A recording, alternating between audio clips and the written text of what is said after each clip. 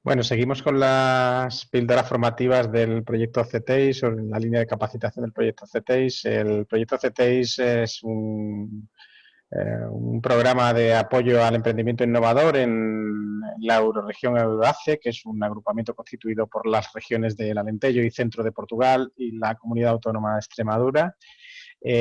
Hoy nos toca hablar de gestión de proyectos, organización y procesos. Nos toca hablar con Hugo López, ya conocido ponente de alguna otra píldora. Y yo ya os dejo con ellos, que estoy hablando en español y no debería, porque es en portugués, así que le paso la palabra, dejo de compartir y Hugo toma el mando y lo dejo en tus manos. Vale, gracias, Carlos. Pues ya paso yo al español, al portugués, perdona. A ver aquí si consigo compartir mi pantalla, pero no sé si... ¿Ya se ve? Carlos, ¿sí? ¿Ves mi pantalla? Sí. Sí? Sí. Então, pronto, agora sim, definitivamente passo ao português. Obrigado, Carlos, também pelo convite e boa tarde a todas e a todos os que estão presentes aqui para esta apresentação. Tenho preparado mais ou menos para uma hora e pouco, também com um espaço, se houver perguntas e respostas, um espaço no final sobre gestão de projetos, organização e processo, um tema que me é muito querido. E se calhar eu começava assim de forma muito breve, também dar-vos apresentar-me, apresentar-me. Estou neste momento a falar-vos de Espanha, aqui precisamente num território transfronteiriço. Estou em Zafra, uma pequena cidade a sul de Badajoz, muito bonita, chamam-lhe Sevilla la Chica, e vim para Zafra há cerca de 4 anos. A minha formação original é de engenheiro informático, de engenharia informática. Portanto, comecei a minha carreira profissional como programador, a desenvolver software, e depois, a determinado momento, portanto, numa consultora, desenvolvíamos software para muitas organizações, fazíamos muitos projetos, portanto, e a determinado momento comecei a ter uma imensa curiosidade e a apaixonar-me pelo trabalho de equipa e pela gestão dos projetos. Basicamente perceber também porque é que umas equipas tinham um determinado tipo de rendimento e outras não, porque é que alguns projetos tinham atingido os seus objetivos, conseguíamos entregar em tempo, com qualidade, o cliente ficava satisfeito, outros não. E então tive a oportunidade de fazer a minha primeira formação como gestão de projetos. Portanto, comecei a gerir projetos e tive também uns anos aí muito bonitos, também ligado à Associação Portuguesa de Gestão de Projetos. Já vos falo também na associação durante a apresentação de hoje. Fui membro da direção, depois também membro da Assembleia Geral. A determinada altura montei também a minha própria empresa de desenvolvimento de software em Lisboa, e aí pronto, comecei a ter várias perspectivas, não só já primeiro de quem desenvolvia software, depois quem geria projetos, mas também tinha uma empresa, estava numa organização e também sentia os benefícios e os problemas, não é? Relativos à gestão dos projetos. Então espero também trazer durante a apresentação de hoje alguma dessa minha experiência sobre o impacto que, neste caso, uma gestão profissional de projetos pode trazer a uma organização. Como vos dizia, há cerca de 4 anos mudei-me para a Espanha, vim aqui também trabalhar num projeto ligado ao desenvolvimento de software. Portanto, tenho aqui mais de 20 anos a desenvolver software, a fazer muitos projetos para muito tipo de organizações, mas como vos digo, a minha experiência em concreto profissional é em termos de desenvolvimento de software, mas as coisas que vos trago aqui hoje e quero partilhar convosco são muito mais abrangentes, porque podem aplicar-se a qualquer tipo a qualquer setor, e não forçosamente à gestão de projetos. E atualmente estou numa empresa chamada Conquistadores, La Nueva Formación. Costumamos dizer por graça que somos uma consultora de transformação de processos, de organizações, mas disfarçada de escola de negócios. Portanto, aparecemos como uma empresa de formação, mas depois muitos dos nossos clientes acabam por nos procurar para os apoiar em projetos de transformação. Então, acho que já chega de falar sobre mim. Também dizer-vos que vou estar atento ao chat, portanto, se tiverem alguma questão, também coloquem via chat aqui no Zoom. E começando só para vos dar uma breve introdução aos objetivos da sessão, primeiro gostava de dedicar algum tempo a perceber porque é que, pelo menos na minha opinião, e trago aqui números que eu penso que também justificam essa opinião, porque é que necessitamos de uma gestão de projetos profissionais nas nossas organizações. Vamos falar também o que é um projeto, porque é que é diferente de uma operação, e dar aí um pouco de contexto para termos a mesma linguagem. Depois queria-vos apresentar, digamos, do ponto de vista do que é a prática da indústria e os estándares da gestão de projetos, quais são as fases de ciclo de vida de um projeto, também quais são os processos que estão por trás da gestão de projetos, falar-vos digamos, um processo de desenvolvimento em um waterfall ou cascata, e depois guardava uma parte da sessão para falar no que é a gestão de projetos, a gestão ágil de projetos ou projetos agile, algo que já nasceu mais ou menos a partir do ano 2000 e que agora se tornou uma prática corrente, muito no mundo de software, mas que agora já chegou a muitas outras áreas. É muito utilizado, por exemplo, na área de recursos humanos, por exemplo, nas organizações, e portanto gostava também de vos trazer essa perspectiva. E finalmente falar também um pouco, porque vamos estar a falar muito de processos, de métodos, mas afinal estamos a falar de equipas, estamos a falar de pessoas, então gostava também de vos trazer numa parte final também alguma informação de quais são essas competências, atitudes, digamos, destrezas, soft skills, que podem ser interessantes neste caso para um gestor de projeto, ok? Então, se vos parece, começo para vos dar algum contexto e começamos por esta primeira parte, que é a gestão de projetos e porque é que necessitamos de uma gestão de projetos profissional. Eu pus aqui a imagem de bombeiro e depois já vamos ver porquê, e está muito ligada também com esta necessidade. Não sei se conhecem este acrónimo, este termo VUCA.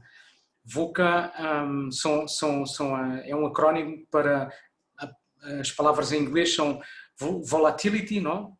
Volatilidade, uncertainty, incerteza, complexidade e ambiguidade. Portanto, e é uma palavra que foi utilizada atualmente pela primeira vez nesta forma ali no final da década de 80, depois também começou a ser utilizada em particular pelos militares americanos para descrever a nova ordem mundial que emergia depois da Guerra Fria, mas eu penso que estas palavras dizem tudo, não é? Estes adjetivos também, estas palavras, e descrevem o mundo que vivemos hoje, não é? Seja nas nossas relações pessoais, às vezes até relações amorosas, mas sobretudo as nossas relações profissionais, também entre empresas, entre organizações, entre Estados, não é? Então esse mundo volátil, cheio de incerteza, altamente complexo, e onde também muitas vezes vivemos situações de ambiguidade. É um mundo também altamente competitivo, e onde grande parte da inovação, da transformação que precisamos trazer às nossas organizações, quando lançamos novos produtos ao mercado, quando mudamos a forma como trabalhamos, estamos a fazê-lo através de projetos, muitas vezes projetos de inovação, projetos de transformação. Eu penso que no passado, quando eu ouvia falar de projetos, e não sei se acontece com todos, ia sempre, a minha imagem ia sempre para as obras, não é? Normalmente na construção civil. É curioso porque a gestão de projetos, como a concebemos hoje, ou o início da gestão de projetos como a vemos hoje, começou precisamente na década de 60 e nestas áreas, começou na área da construção civil, também na aeroespacial e na militar. Portanto, começou, digamos, a gestão de projetos como a conhecemos hoje em dia. Mas, de repente, ela, ao longo destes anos, transcendeu esses setores iniciais e aplica-se a tudo. Põe aí essa imagem do Open, do lançamento de um novo produto no mercado, de um novo negócio, uma nova empresa, também o lançamento de uma nova empresa. Ponho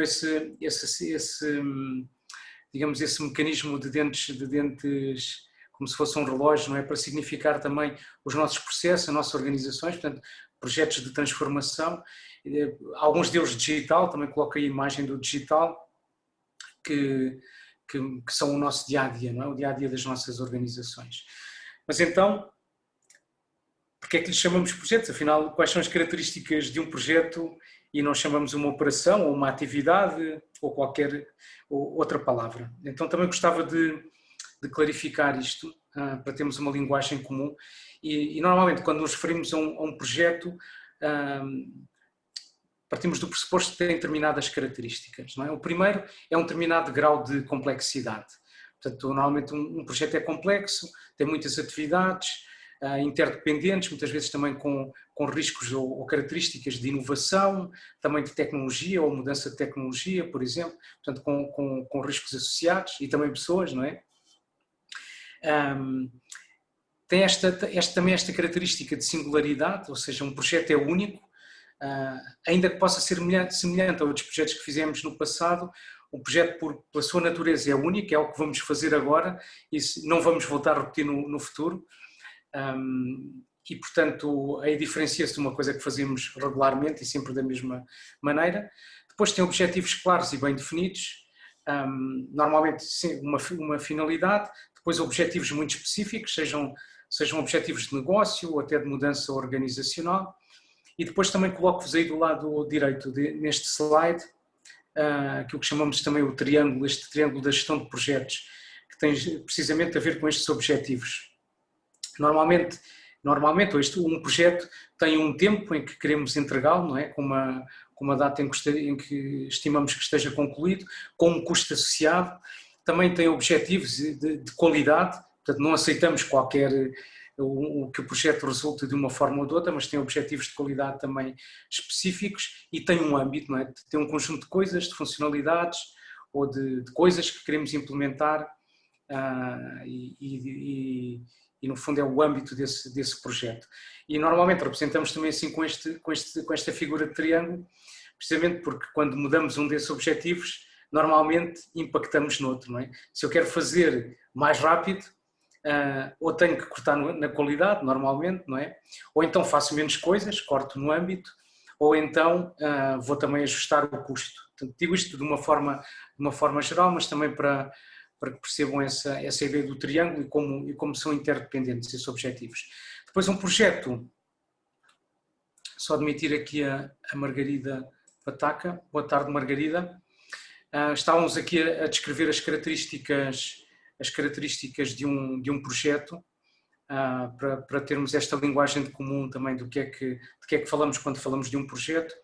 E dizia-vos, estava aqui, tinha acabado este ponto dos objetivos, e dizer-vos também que um projeto também normalmente tem um envolvimento multifuncional, ou seja, temos várias pessoas, muitas vezes diversas equipas e multidisciplinares que vêm de diversas áreas funcionais da organização. E por último, esta ideia também de transitoriedade das equipas de projeto, ou seja, normalmente, como esse projeto é único, tem objetivos específicos, também as características, os skills, as habilidades, competências, os conhecimentos das pessoas que o compõem também são diferentes e, portanto, as equipas de projeto são transitórias, não é? Quando normalmente o projeto termina, essas equipas já transitam para um outro projeto e, portanto, estas equipas são construídas em função dos objetos, do projeto, da natureza, do trabalho a realizar, etc. Portanto, para resumir, os projetos não são operações, as operações são repetitivas, não é? Fazemos-las frequentemente, normalmente não estão limitadas no tempo, não é? Seja de manutenção de uma central nuclear, como a que tenho aqui perto de Badajoz, seja qualquer outro tipo de operação. Normalmente não tem o impacto de transformação que tem um projeto, portanto, se evoluem de forma incremental, evolutiva, e normalmente também nas equipas de operação há um equilíbrio maior e uma maior estabilidade, digamos, das equipas e das pessoas que compõem o projeto e dos recursos associados, portanto são mais contínuos no tempo. Portanto, espero com isto ter dado mais ou menos uma ideia do que é que me refiro, ou do que é que nos referimos quando falamos de projetos, e depois também durante a apresentação vamos falar por vezes de programas ou portfólios. Não vamos incidir aí a apresentação de hoje, mas só para vos dar essa ideia utilizamos a palavra programa quando nos referimos a um grupo de projetos relacionados que normalmente têm um objetivo comum e também são controlados de forma conjunta, e provavelmente esse objetivo não conseguia ser atingido se eles não fossem coordenados e não estivessem, ou se estivessem a ser geridos individualmente. O portfólio, digamos que é ainda mais vasto, portanto é um conjunto quer de projetos ou de programas, normalmente são geridos para terem uma gestão mais eficaz e também normalmente estão alinhados por objetivos estratégicos, ainda que possam já não estar tão relacionados como acontece nos projetos que constituem um programa, não é? Normalmente fala-se um portfólio de investimentos, por exemplo, e os investimentos podem ter naturezas muito diferentes. O objetivo estratégico é que é comum. Portanto, isto também para clarificar, quando eu me referir a projeto, programa ou portfólio, termos esta linguagem comum.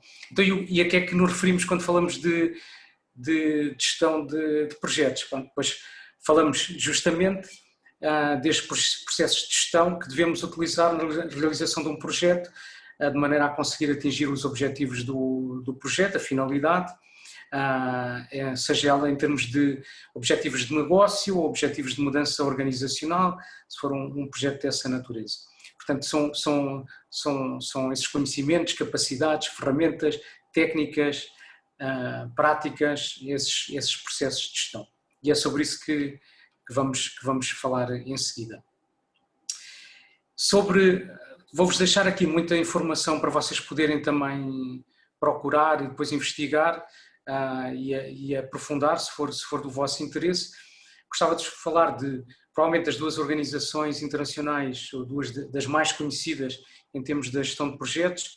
Um é o PMI, o Project Management Institute. Pronto, é uma instituição já muito antiga, está em centenas de países do mundo, tem centenas de associados, de gestores de projeto associados, e também, portanto, esta organização tem provavelmente uma das ferramentas mais úteis em termos de gestão de gestão de projetos, é o BOK, portanto é o Body of Knowledge, portanto o corpo de conhecimento de gestão de projetos, onde estão descritos os processos de gestão que eu vou referir aqui hoje. Portanto, é um documento que está, penso que já na sexta versão, que é publicado desde os anos 90, portanto também não é tão antigo como isso, e portanto é uma das organizações mais conhecidas no mundo. Depois trago-vos uma outra, que é a IPMA.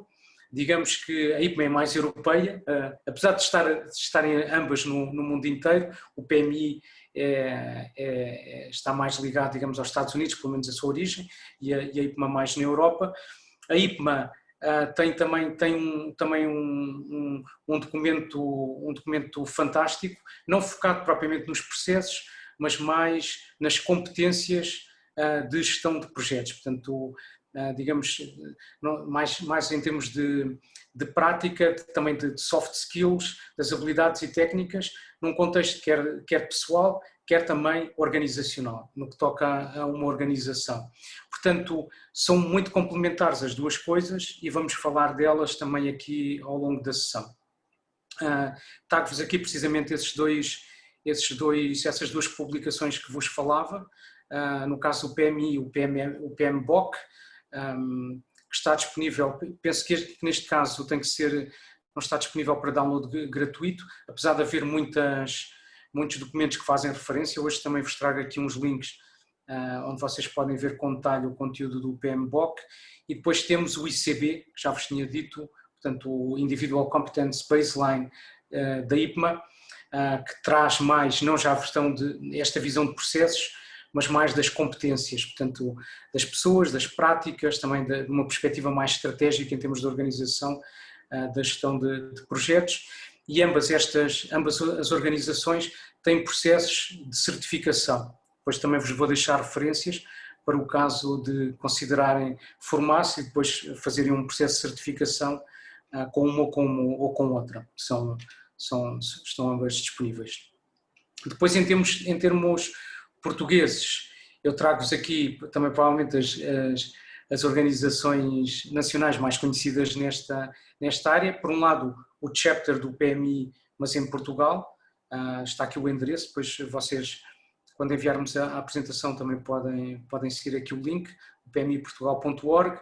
E depois, digamos, a Associação Portuguesa de Gestão de Projetos, que está muito alinhada com a IPMA, que também já vos falei, e portanto e que também faz o processo, por exemplo, de certificação da IPMA para Portugal, a tradução do ICB também, e à qual eu também já vos referi que estive ligado durante muitos anos. Portanto, sugiro-vos que acedam aos dois sites e que também se possam inscrever nas newsletters, ver os eventos que ambas as organizações organizam e que podem ser muito úteis. Então, para vos dar um bocadinho de contexto também da necessidade, não é, de fazermos uma gestão de processos, de projetos profissional nas organizações, o PMI, o Project Management Institute, publica este estudo anualmente, é o Pulse. Eles contactam imensos gestores de projetos, imensas organizações, neste caso este exemplo que vos trago aqui, com mais de 3.000 gestores de projetos contactados, e o que temos basicamente aqui são métricas de desempenho de projetos entre os anos 2011 e 2017. E também trago boas notícias, que é por um lado, em termos globais, o desempenho dos projetos tem melhorado, mas se virmos aqui, se virmos estes gráficos, também facilmente percebemos que só sensivelmente 50% dos projetos é que atingem os seus objetivos. Se virmos aqui a linha azul escura que está em cima, falamos de objetivos de negócio, mas depois começamos a ver as outras linhas com uma percentagem de desempenho já inferior, vemos que muitos menos conseguem atingi-lo se considerarmos o orçamento original do projeto, o estarem concluídas a tempo, ou então se tivermos alteração dos requisitos, e depois há um nível ainda muito significativo de projetos que falharam totalmente, que estão mais abaixo. Portanto, apesar de tudo e apesar da tendência, depois vamos ver outros estudos, a tendência globalmente é positiva e de melhoria, mas continuamos com muitos pontos de melhora em termos de gestão de projetos, e aqui estamos a falar de todo tipo de projetos, de construção civil, de construção de estádios, aeroportos, de estradas, comboios e também de projetos de desenvolvimento de software, não é?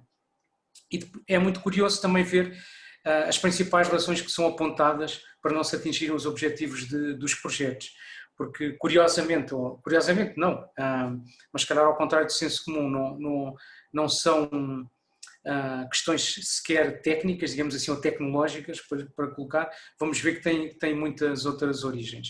Se virmos aqui em termos de menor a menor grau, não é? Estes 6 ou 7 principais razões para que os projetos não atinjam os seus objetivos, vemos aqui, por um lado, uma visão inadequada ou o objetivo, a finalidade inicial do projeto não era adequada, portanto começou, digamos, por falhar praticamente na sua origem.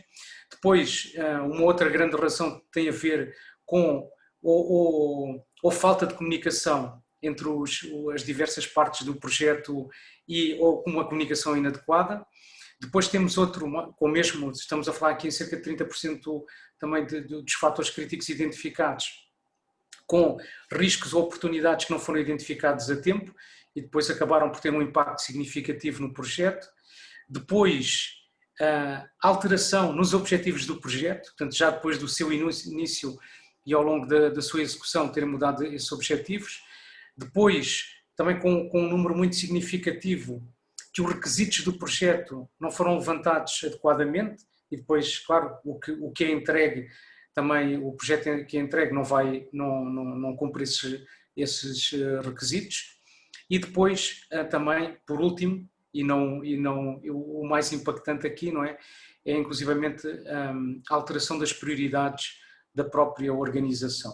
E, portanto, o projeto já ou não era estratégico, ou ficou obsoleto, ou então foi também impactado por alteração das próprias prioridades da organização.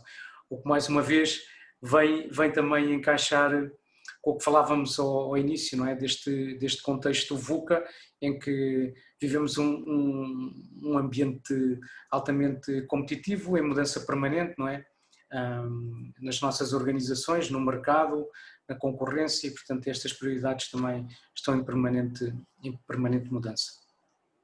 Para introduzir também, como vos disse, vou-vos também trazer aqui o caso da gestão ágil de projetos, a gestão, por outro lado, uma gestão, digamos, mais clássica ou uma abordagem mais clássica à gestão de projetos, e gostava de vos trazer aqui um modelo muito útil, portanto, que pode ser aplicado em inúmeros contextos, entre os quais o podermos ver qual é a abordagem mais interessante para gerir um determinado tipo de projeto ou outro, dependendo do seu contexto.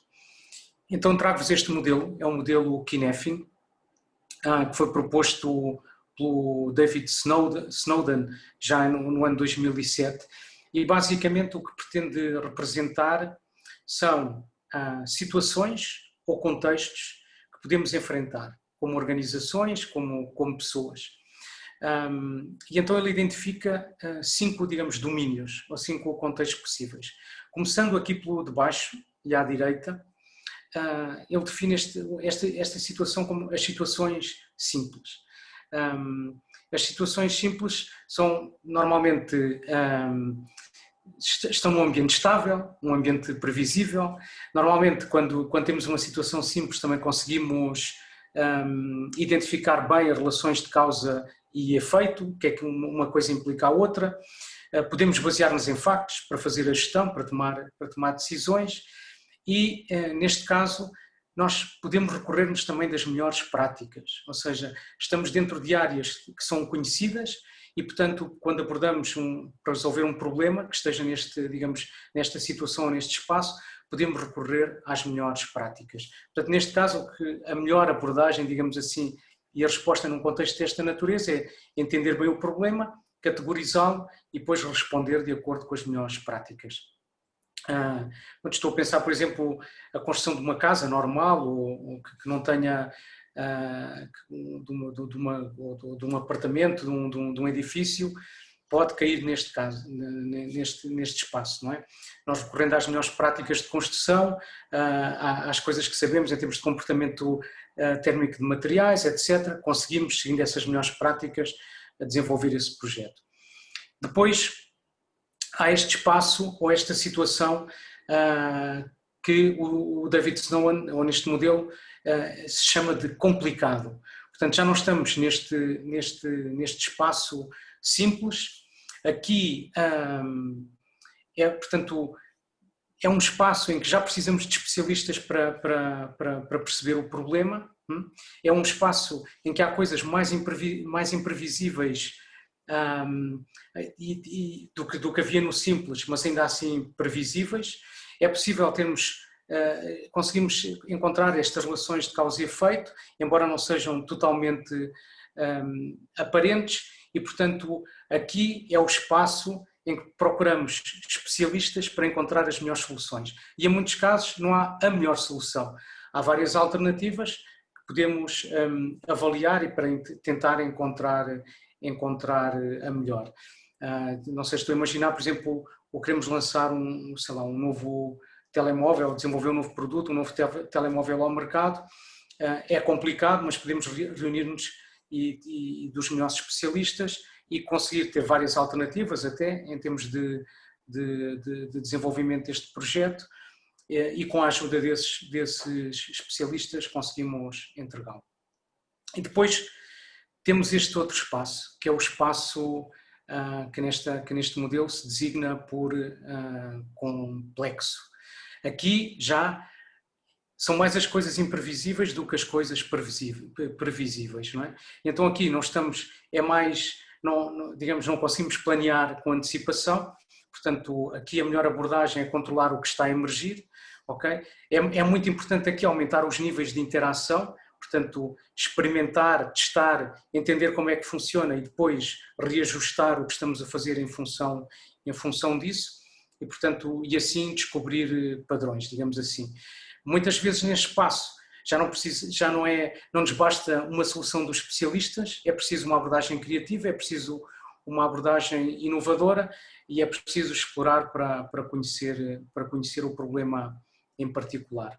No outro dia, num outro contexto, numa ação de formação, alguém trazia também este espaço quando discutíamos este modelo, por exemplo, a questão do Covid, e lançava como exemplo aqui o processo de desenvolvimento de uma vacina, de ser um processo de tentativa e erro, não é? Apesar de estarmos assediados por um processo, muitas vezes as relações de causa e efeito também não são aparentes, não é? Se temos uma determinada reação de uma pessoa, não é óbvio se foi causada por uma coisa ou por outra, e portanto é este espaço de aprendizagem e de experimentação para conseguir chegar ao objetivo que queremos.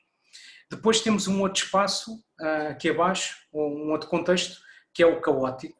Portanto, aqui já não há, ninguém sabe, digamos assim, não há causas ou efeitos claros, a situação é fora do comum e aqui muitas vezes é preciso tomar muitas decisões, tomá-las rapidamente, com pouco tempo de decisão, e para atuar num espaço desta natureza, muitas vezes é melhor atuar primeiro para conseguir depois entender e depois já responder.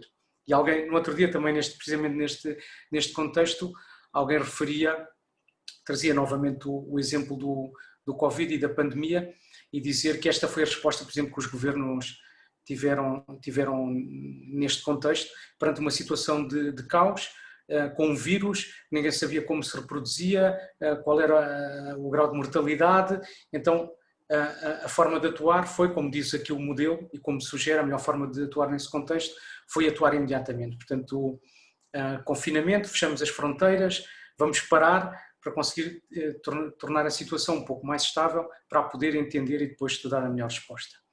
E depois destes 4 contextos, o modelo tem ainda este espaço do meio, que é o da desordem, que é um espaço em que não sabemos em que contexto estamos e, portanto, é um espaço também perigoso, porque podemos optar por utilizar uma resposta, porque pensamos que estamos num contexto complexo, complicado ou simples, ou caótico, e na verdade estamos noutro. Portanto, provavelmente estaremos num deles, mas não sabemos onde é que estamos situados. E, portanto, este modelo pode nos ajudar muito em muitas situações. Uma delas é escolher a melhor abordagem, digamos, em termos de gestão de projetos.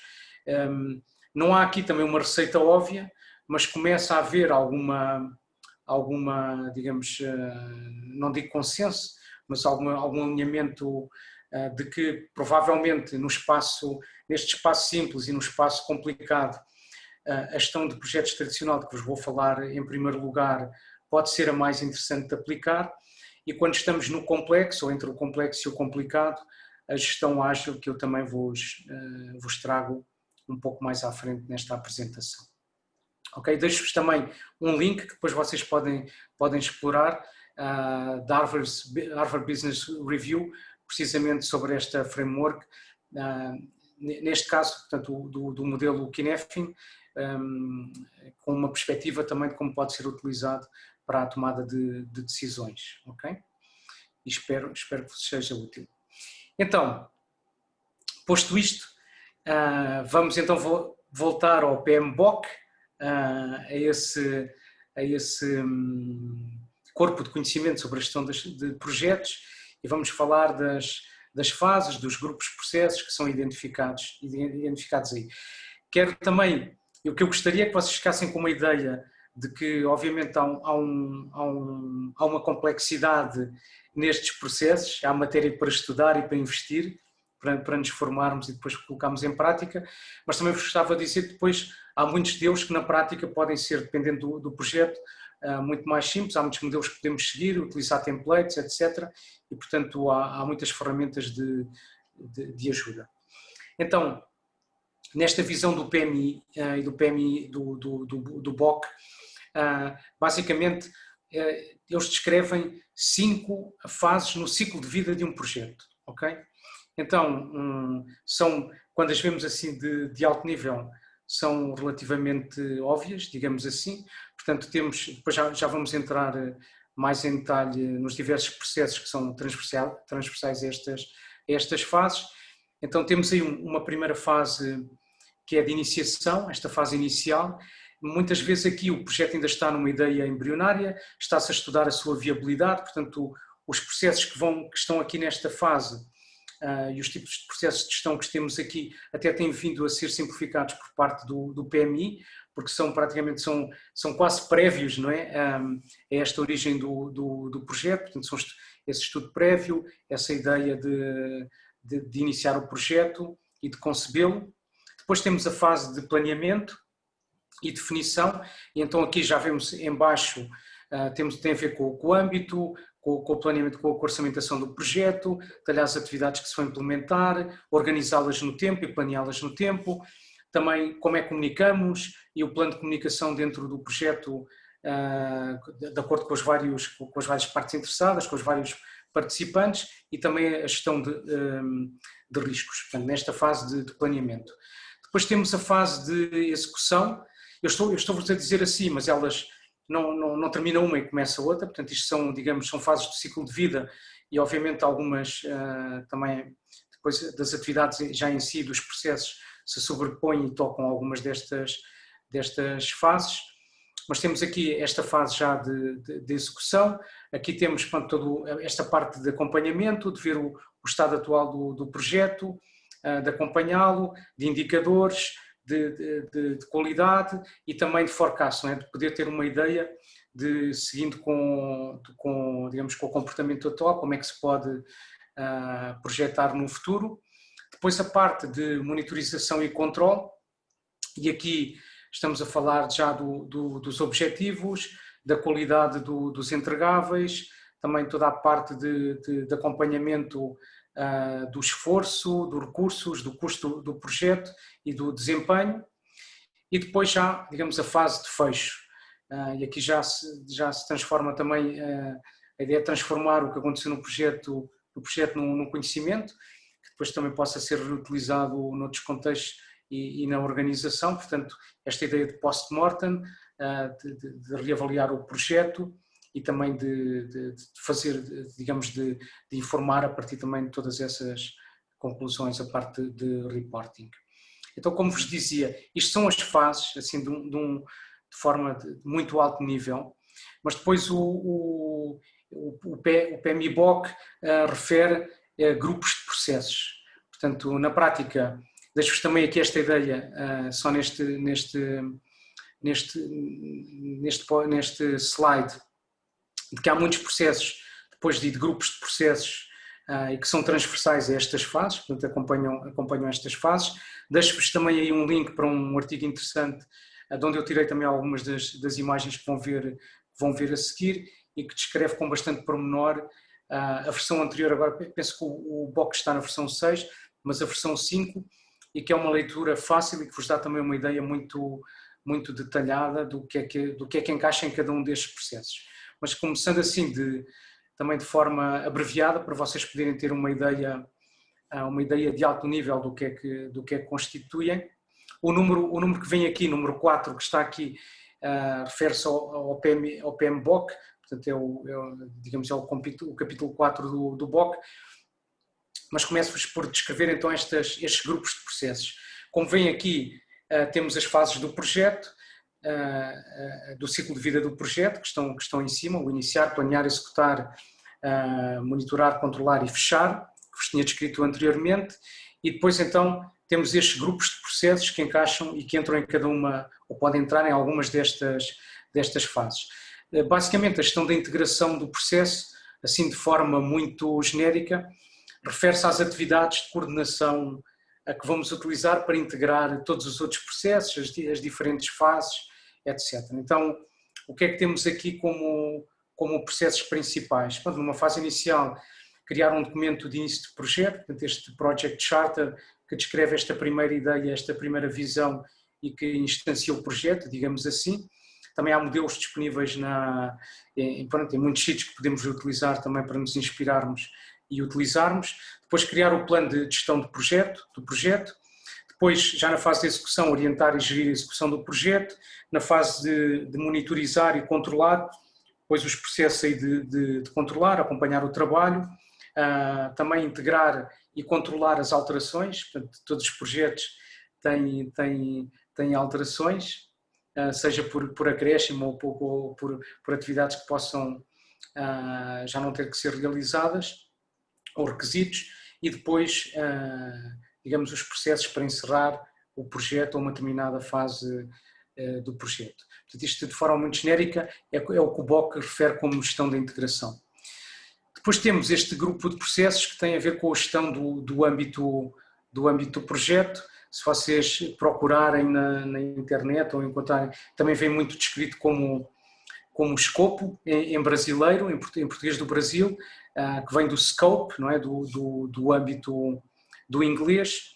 E aqui, pronto, a questão é fazer a gestão dos requisitos, dos trabalhos a serem realizados e, portanto, temos todos estes processos de recolha de requisitos, definir o âmbito do projeto e depois vou-vos trazer um exemplo de criar o que normalmente designamos por uma Work Breakdown Structure. Portanto, basicamente é dividir o trabalho, o âmbito que tem que ser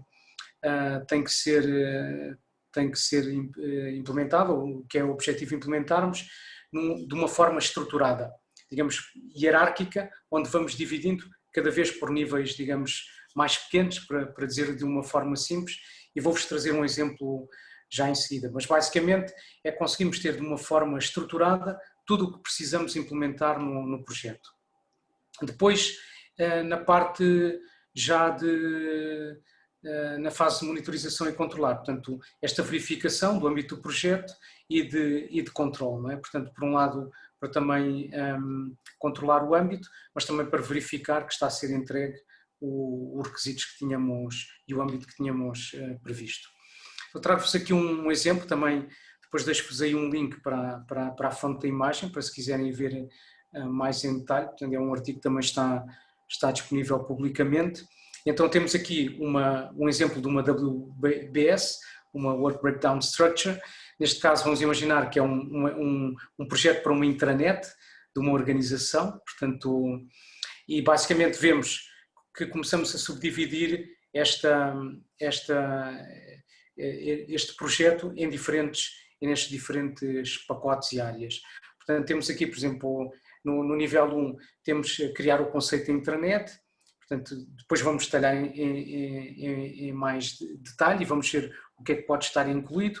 Depois teríamos conceber o design, portanto, como é que seria o design da nossa intranet.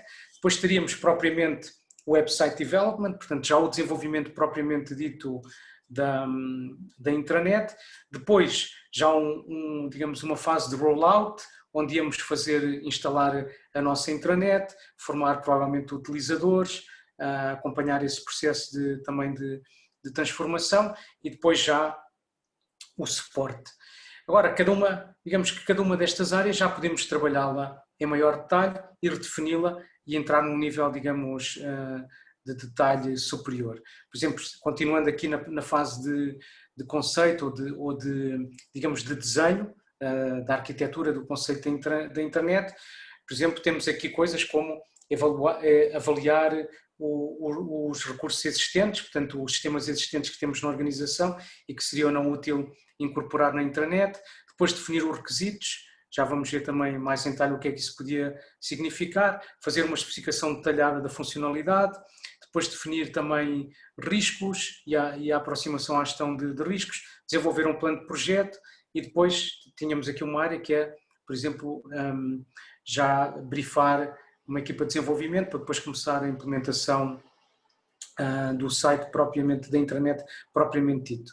E depois temos aqui já um terceiro nível, que já estamos a um nível muito mais detalhado, digamos assim, mais refinado, em que, por exemplo, podíamos detalhar os requisitos da intranet em requisitos dos utilizadores, que conteúdos é que queríamos colocar na intranet, também definir os requisitos que temos do ponto de vista de sistemas, sei lá, qual é a quantidade de informação que conseguimos armazenar, etc. Ou outros tempos de resposta, que hardware é que os utilizadores vão precisar para aceder à internet, por aí fora. Então, só para vos dizer que que basicamente aqui ainda não, como reparam, não estamos a falar de dependências no tempo nem nada, aqui estamos a encontrar uma forma, digamos, estruturada para definir, para, digamos, explicitar este âmbito o âmbito do projeto. Portanto, é para isso que nos serve a WBS. Depois, este sexto grupo de processos tem a ver com a gestão do tempo do projeto. Portanto, aqui sim, já queremos planear a gestão no tempo, e então temos aqui grupos de processos, por exemplo, para definir já as atividades, portanto, já um nível mais granular das atividades do projeto, porque cada uma daquelas, digamos, daqueles pacotes de trabalho que vimos anteriormente vão dar lugar a um conjunto de atividades já específicas. Vamos querer sequenciar estas atividades do projeto no tempo, portanto, colocar as suas dependências, estimar a duração das atividades e também os recursos que vamos precisar para elas. Recursos materiais, mas também as pessoas, não é? Que tipo de conhecimentos, que perfis vamos precisar para as concretizar, e com isto vamos desenvolver um cronograma do projeto que depois vamos querer controlar também e acompanhar. A WBS também nos dá outra possibilidade muito valiosa, digamos, que é vermos a matriz de responsabilidades relativamente a cada uma destas, a estes pacotes de trabalho, e podemos também ver claramente quem é que tem que ser informado sobre aqui alguma questão, quem é que toma uma decisão, quem é que é responsável pela execução, quem participa e tudo isso. Normalmente o cronograma do projeto depois é transformado no que chamamos um gráfico de Gantt. Então aqui já temos, se vocês virem, aqui temos a mesma, representamos já a estrutura da WBS, mas ela está assim ao contrário, está rodada, digamos assim, mas acaba por ter a mesma, se vocês virem aqui do lado esquerdo, temos a mesma o concept, temos o desenho do website, tem o desenvolvimento, o rollout, o suporte, portanto aí estamos iguais. Depois o que já temos é as dependências, já temos uma estimativa temporal, colocamos as dependências e, portanto, podemos ver como é que estas atividades se alinham e se constituem num cronograma, não é? De dependências no tempo. Depois temos também, digamos, os processos de gestão do custo, portanto, aqui a estimativa do custo de projeto, de criar o orçamento também do projeto e depois fazer também este processo de controle e acompanhamento. O mesmo se refere à qualidade, portanto, há todo também um conjunto de processos que estão no BOC sobre a gestão da qualidade. Aqui também sublinhar a diferença por um lado, a garantia de qualidade, portanto, as coisas que já vamos, os próprios processos e práticas que vamos colocar dentro do projeto que constituem per si, não é, já essa garantia de qualidade, e depois o controle e acompanhar um processo de controle de qualidade no processo. Depois temos também toda a parte de gestão dos recursos humanos. Aqui também tínhamos referido ao início, as equipas, os projetos têm esta questão de serem singulares, muitas vezes constituímos equipas que são únicas e que se constituem para executar um projeto ou uma fase específica de um projeto. Portanto, aqui também temos todos estes processos de criar a equipa de projeto, desenvolvê-la, porque também em muitos cenários pode ser igualmente necessário formar as pessoas, portanto fazer todo esse desenvolvimento da equipa do projeto, dar-lhes as ferramentas para conseguirem executar o projeto e depois fazer a gestão da equipa de projeto. Aqui também há este modelo de Tuckman, que eu não sei se conhecem, que é muito conhecido em termos de formação e de constituição de equipas. Basicamente o que ele descreve é este processo, não é? Quando montamos uma equipa nova de projeto, que normalmente ela passa por estas 4 fases, que estão aqui indicadas a negro, e depois uma outra que foi já referida, creio eu, pelo próprio Tuckman já a posteriori, mas que são o Form, Storm, Norm e Perform, ou seja, há este momento inicial de formação do grupo de trabalho, pois normalmente há esta fase que eu chamo de Storm, não é, mais de tempestade, mas em que pode haver essa tensão, a definição e clarificação de papéis, para que cada pessoa encontre o seu próprio papel na equipa, e também muitas vezes de explicitação de processos, formas de trabalho, de comunicação, podem não estar claras num primeiro momento. Depois este momento de norma, que é já começar a funcionar de acordo com, digamos, com essas normas e com essas práticas, e depois já um momento em que a equipa já ultrapassa isso e então pode já atingir um modelo de funcionamento, um modo de funcionamento em que o todo seja superior à soma das partes, não é? Que seria este perform. E depois o outro já é este momento posterior, digamos que já é o de término e de dissolução da equipa. O modelo de Tuckman também é muito útil neste contexto. Falávamos precisamente aqui do criar, desenvolver e gerir as equipas de projeto e deste grupo de processos do PMI-BOK.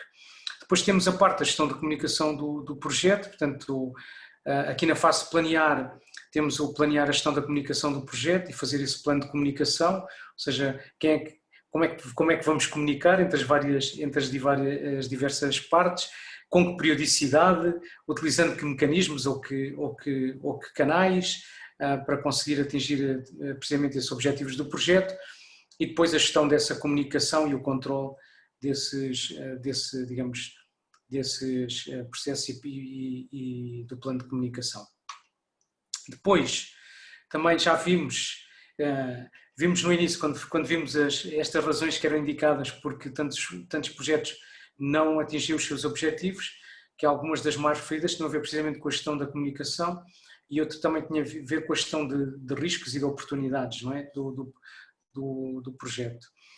Portanto, aqui também temos os processos, digamos, deste grupo de planeamento da gestão dos riscos. Portanto, aqui temos identificar os riscos de projeto, realizar uma análise qualitativa e também quantitativa dos riscos, encontrar ações de mitigação, também fazer planos de resposta a esses riscos, depois de avaliar também a sua probabilidade e também o seu impacto no projeto e depois monitorizar e controlar os riscos. Também algo muito importante, que muitas vezes no início de um projeto, às vezes até é feita, digamos, esta análise e de forma exaustiva, mas depois durante a execução do projeto, ou neste caso não seguimos com este acompanhamento, não é? De monitorização e controle, pois não percebemos se está a aumentar ou não a probabilidade de origem ocorrer, ou se entretanto surgiu outro, ou surgiram outros riscos ou outras oportunidades que podem ainda vir a ter mais impacto e que não tínhamos identificado inicialmente. Portanto, também todos estes grupos de processos de gestão dos riscos.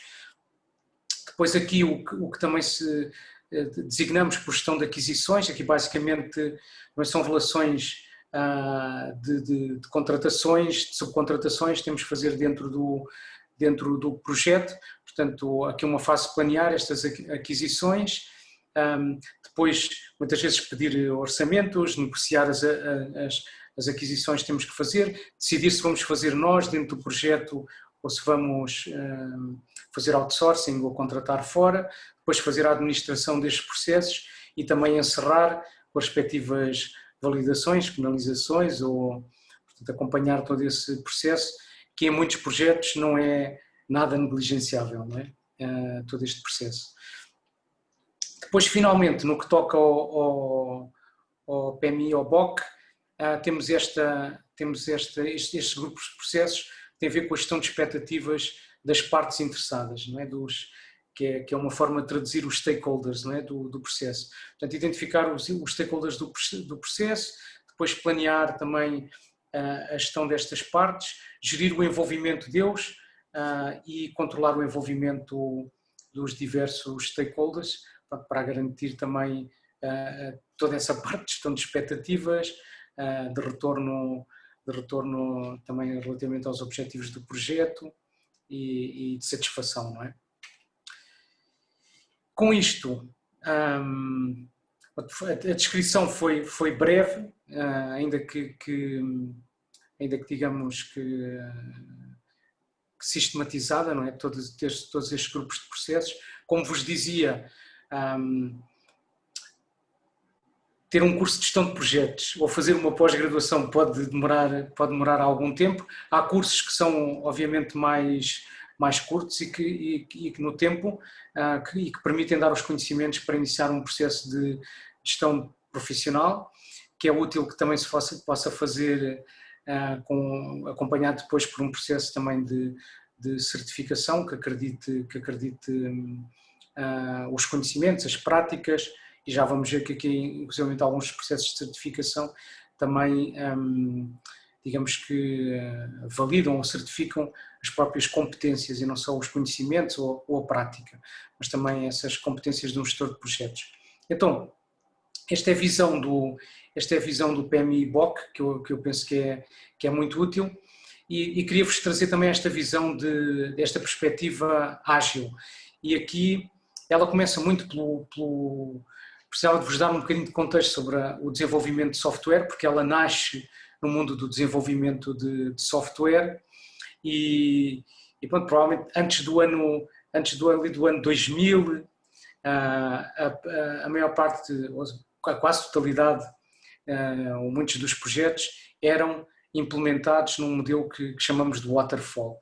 Portanto, basicamente o que é que se fazia? Fazia-se uma análise dos requisitos que se queriam implementar no projeto, é um pouco à semelhança do que eu vos descrevi naquela WBS que vos mostrei há pouco. Depois desenhava-se, especificava-se como é que se ia implementar esse software, partia-se para a implementação e depois, finalmente, passava-se para uma fase de teste, uma fase em que se entregava e que se fazia a instalação já do software, provavelmente num ambiente de produção, e depois já se começava com a fase de manutenção. O que é que acontecia?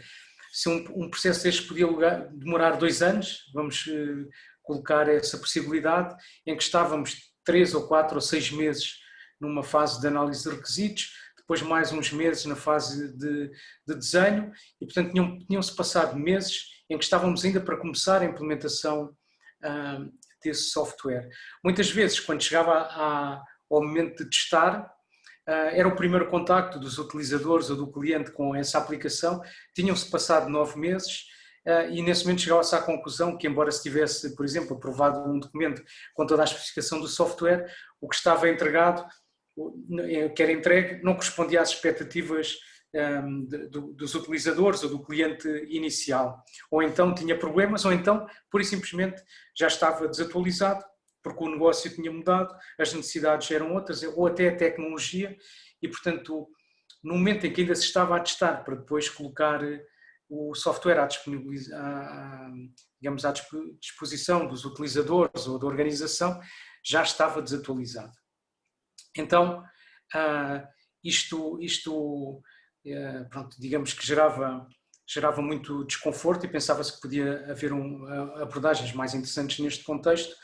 E então um conjunto de pessoas, cerca de 17 pessoas, e penso que também nos Estados Unidos, juntou-se e escreveu aquilo que foi conhecido e que ficou escrito como um manifesto Agile, em que basicamente descreviam um conjunto de valores relativamente à forma como viam o desenvolvimento de software. Então, aqui não quer dizer que uma coisa seja absolutamente preferida, digamos que uma coisa seja válida e a outra não, é só dizer, como no manifesto dizemos sempre, que uma das coisas é preferida relativamente à outra, embora ambas possam ser importantes. Então, basicamente o que eles diziam era que os indivíduos e as suas interações são mais importantes que os procedimentos e ferramentas, ou seja, que esta capacidade de comunicar, interatuar, discutir, chegar a acordos, falar, é mais importante que utilizar procedimentos e ferramentas, que ter software a funcionar, uma aplicação que a funcionar é mais importante do que ter a documentação completa. Portanto, não quer dizer que a documentação não seja importante, e na minha experiência pessoal, alguns dos projetos em que estive, que utilizámos processos ágeis, foram os melhores documentados em que alguma vez trabalhei.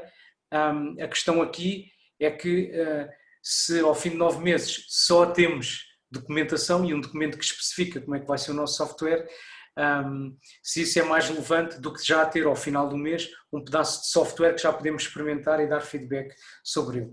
Então aqui o que se diz no manifesto é que preferimos este caso, o software a funcionar e não documentação. Depois o outro valor é este: a colaboração com o cliente é mais importante do que a negociação dos contratos. Portanto, os contratos são importantes e é bom que estejam estabelecidos também os princípios com que vamos a colaborar e que, se tiverem que ser utilizados, que sejam utilizados, mas a colaboração, esta capacidade de nos entendermos, de comunicarmos, de vermos o que é importante fazer, é mais importante do que estar digamos, inclusivamente em litígio ou a conversar sobre os contratos. Portanto, esta colaboração é mais importante e mais relevante.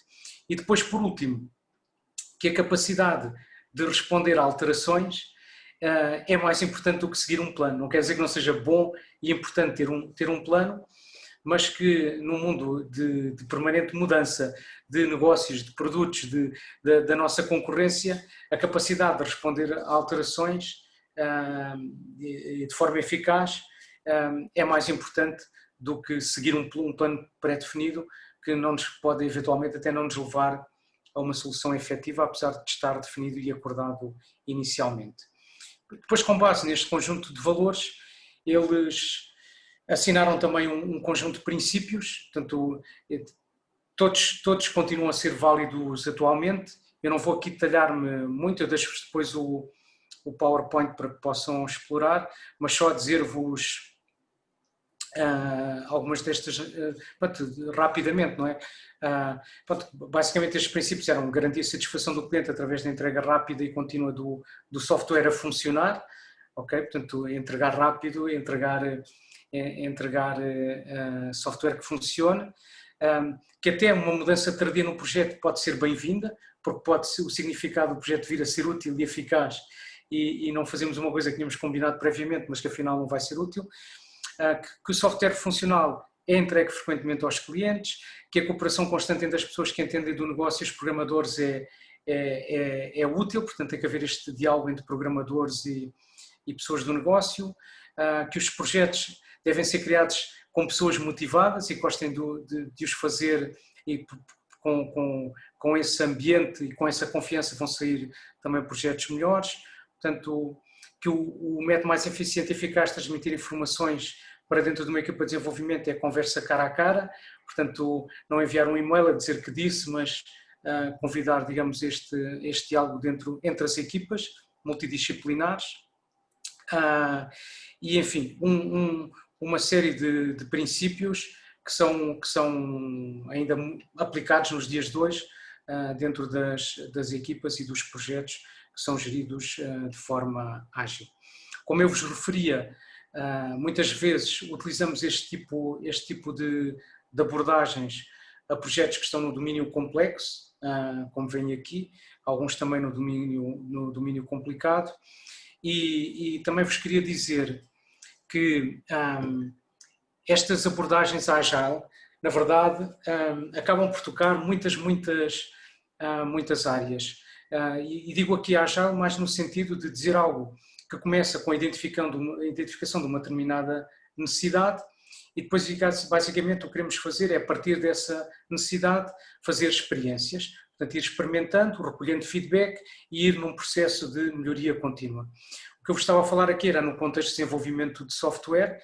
Então, por exemplo, aqui em baixo à direita, temos, por exemplo, a framework de Scrum, já vos vou falar, é um exemplo que vos trago aqui, é para desenvolver projetos, é muito útil para desenvolver projetos de software, como também, penso que já vos referi, também está a ser trazida a outras áreas, como por exemplo a gestão de recursos humanos também, mas este tipo de abordagens está a ser utilizado em inúmeros contextos.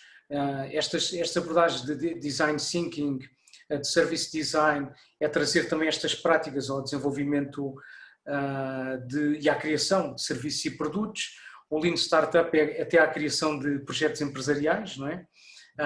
E trago aqui um outro exemplo, por exemplo, o caso da Sociocracia 3.0, que é trazer isto, mas ao contexto das organizações e da própria forma de trabalho das organizações. Portanto, como é que podemos, dentro de uma organização, também seguir este processo de experimentação e melhoria contínua sobre a própria estrutura da organização, os processos que utilizamos, etc. Portanto, cobrem muitas áreas. Então, trago-vos aqui só para tentar explicar num seminário web como é que isto pode ser e se compara. Trago-vos aqui um exemplo. Tínhamos falado do modelo cascata, o waterfall, que temos aqui as fases que tínhamos visto anteriormente, portanto, seria planear ou depois desenvolver, testar e depois finalmente fazer o deploy, a entrega, não é? Portanto, é semelhante àquilo que já vimos inicialmente. Podíamos entrar num processo mais iterativo, como eu dizia, em vez de fazermos isto tudo em 2 anos e que o processo todo demorar em 2 anos, podíamos fazer isto em ciclos mais curtos, não é? Normalmente é o que chamamos este processo mais iterativo. Então, basicamente o que fazemos são entregas, em vez de fazermos só uma, fazemos 5 ou 6 entregas no tempo e algumas mais curtas. Mas, por exemplo, no Scrum e nas abordagens ágeis, o que tentamos fazer são ciclos ainda mais curtos, e já vamos ver, em que simultaneamente, no mesmo ciclo, estamos a fazer tudo. Portanto, planeamos, desenhamos, implementamos, testamos e em muitos casos até se passa já para um ambiente produtivo dentro do mesmo ciclo. Eu deixo-vos também aqui uma referência a este, é um grupo, o Chaos Group, já há muitos anos que faz também estudos sobre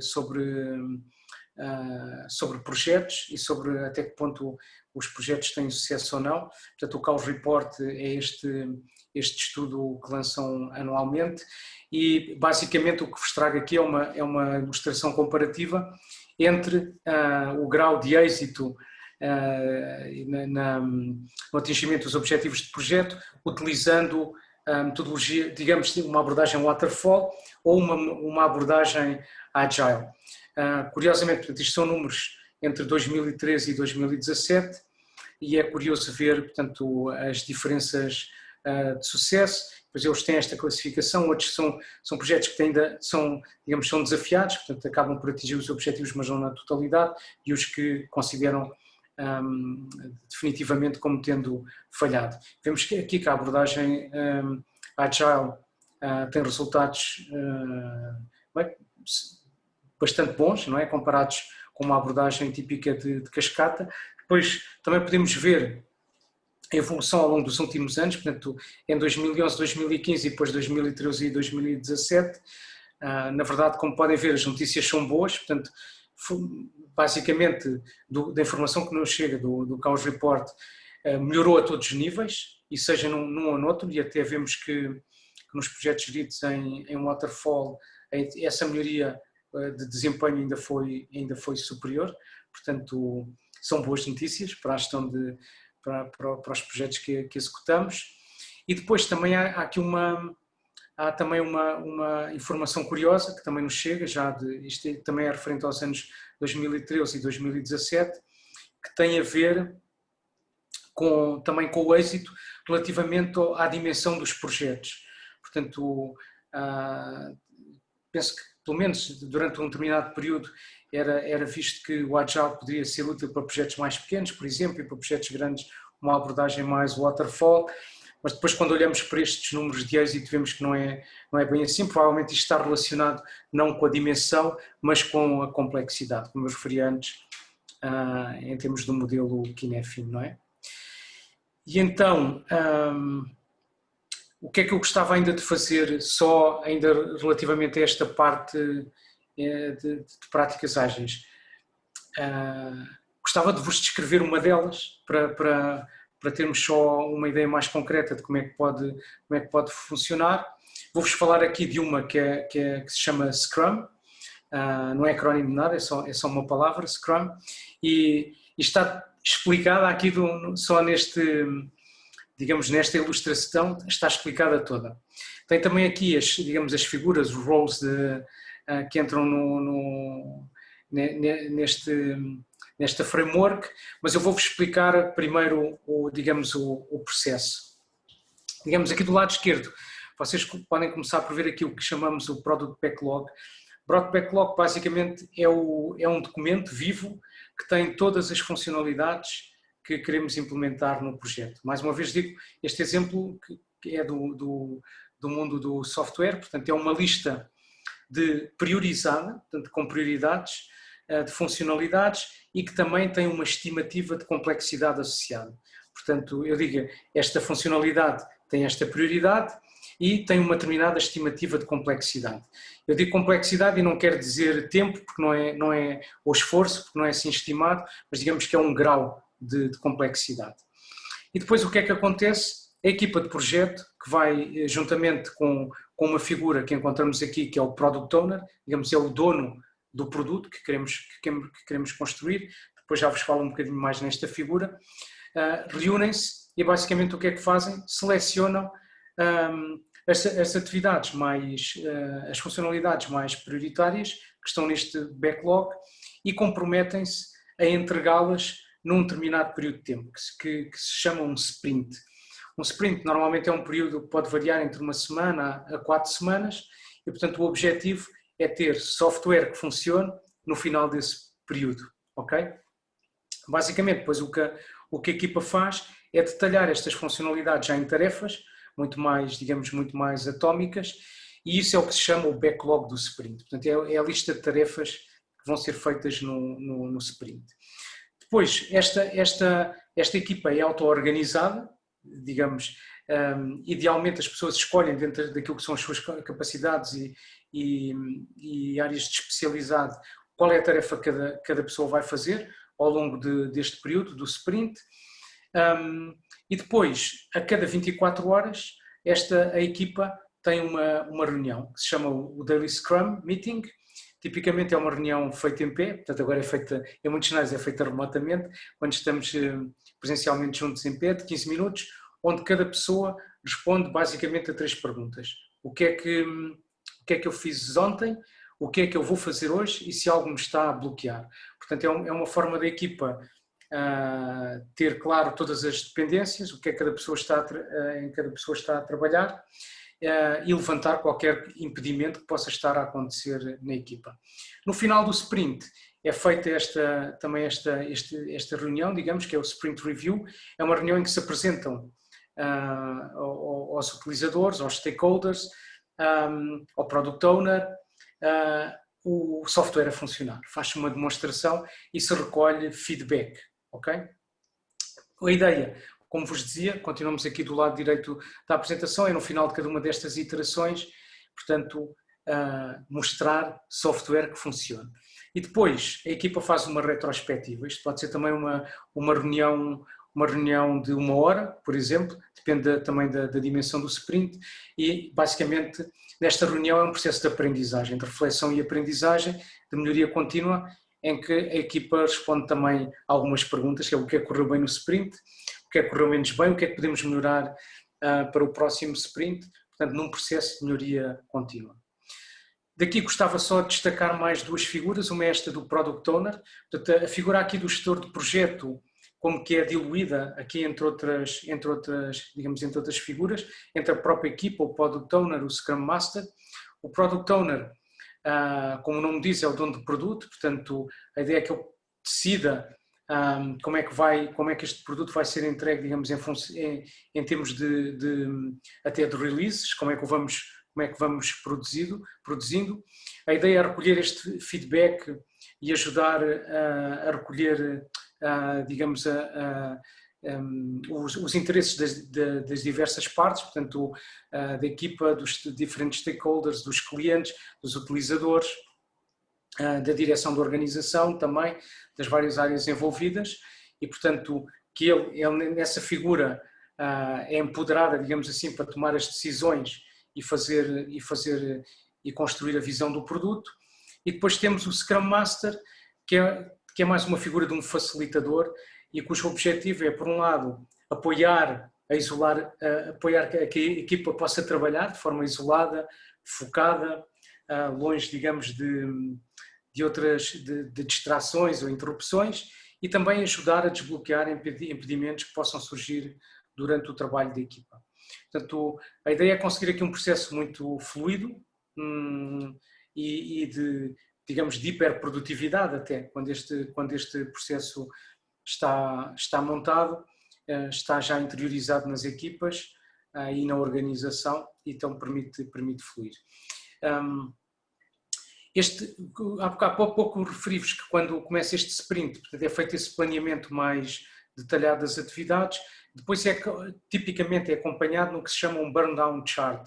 Este burn-down chart basicamente o que mostra é um gráfico muito simples, que qualquer pessoa pode entender de forma muito breve e que indica o que é que estava planeado para o sprint. Portanto, vemos, por exemplo, aqui neste caso a azul, qual era a complexidade que era prevista entregar, mas depois temos, digamos, esta linha vermelha que nos diz quanto é que ainda falta em qualquer dia digamos, em qualquer momento, e depois temos o outro que diz o que é que já está, a linha verde que diz o que é que já está completado. Portanto, neste caso vamos de forma muito simples identificando como é que está a correr o sprint, como é que estamos a implementar, e também fica muito visível determinadas coisas, como por exemplo aqui neste caso vemos que houve um incremento de trabalho planeado, por exemplo no final, provavelmente havia coisas que não estavam bem estimadas, ou adicionou-se alguma coisa ao sprint numa fase final. Portanto, de forma muito simples conseguimos ter uma leitura de como é que está a decorrer o sprint.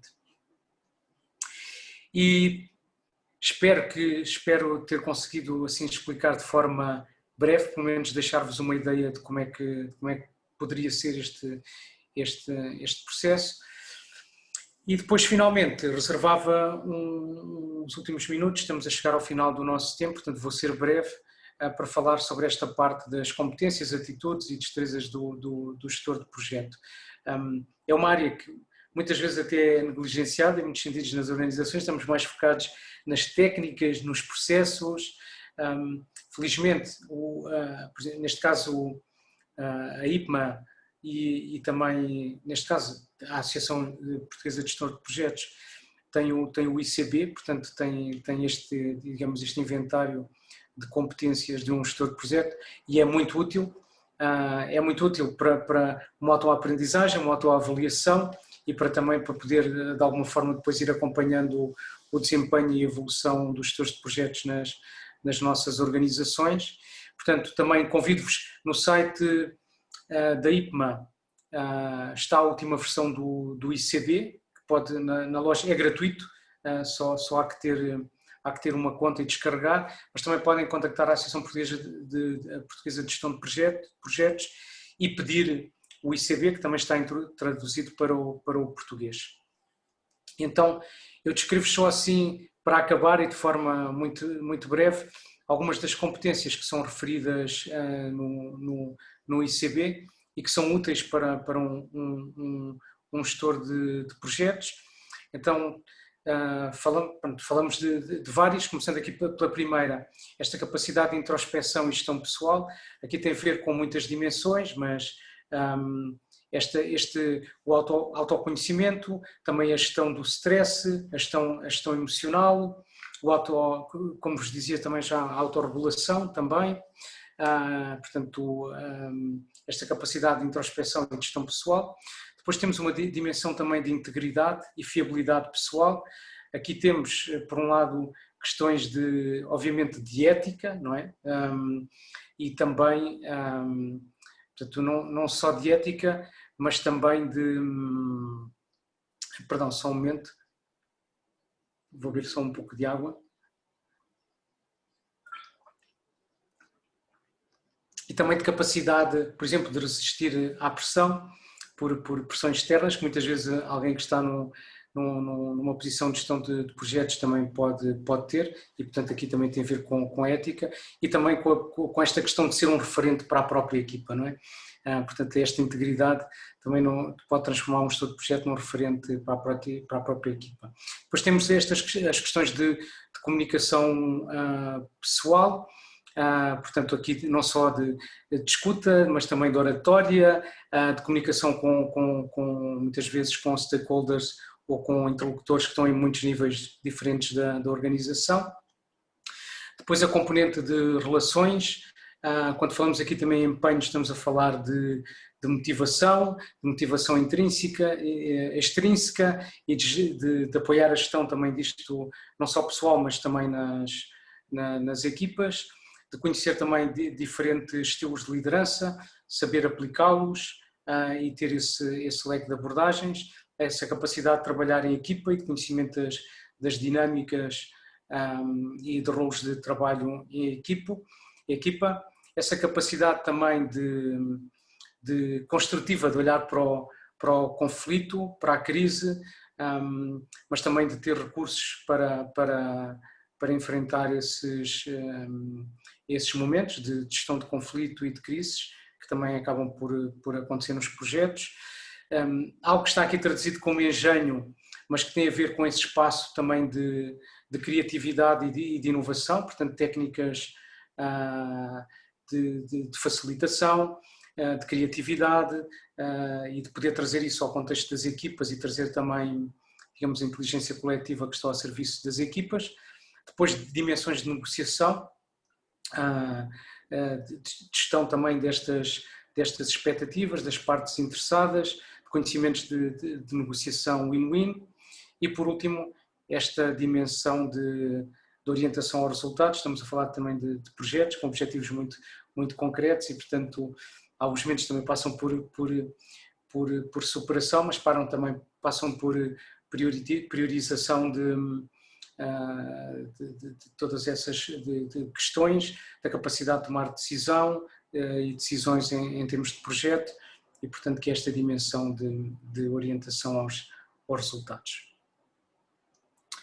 E deixo-vos aqui, para concluir, também a ligação ligações novamente ao site do PMI, do IPMA, referir-vos que todos eles têm processos de certificação. Se vocês também realizarem uma procura no Google, vão encontrar imensa formação nesta área, em Portugal. Depois, também há certificações que vêm do mundo Agile e também formação, portanto convido-vos também, neste caso, a verem algumas das organizações internacionais, o Scrum.org ou a Scrum Alliance, e procurarem aí, não é? Vocês vão poder, de certeza, encontrar aqui também muitos recursos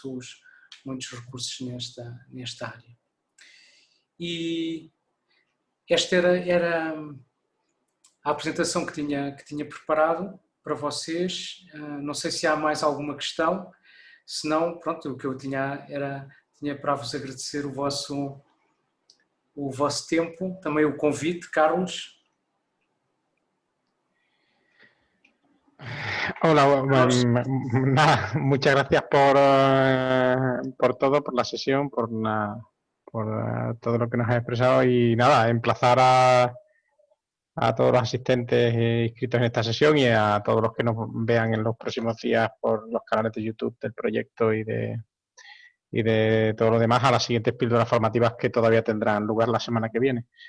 Nada, Hugo, mil gracias por la sesión y encantado de tenerte por aquí.